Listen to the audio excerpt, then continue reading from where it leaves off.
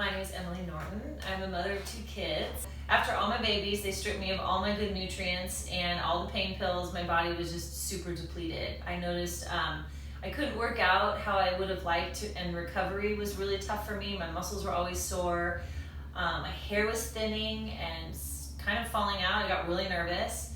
Sleep patterns were weird. So I came in to see Dr. Lisa. So she put me on a bunch of supplements. And it's been great. It just completely changed my life. My workouts are incredible. I'm so much stronger. I can bounce back right after them. I sleep all through the night with no medications, nothing. Through my diet, I don't have any bloating, there's no cramping, there's no gas, there's nothing. I feel so good. I don't have like the crash off at 2 o'clock, like I was searching for a cup of coffee or something just to keep me going. I have energy all day long. It's really changed my life.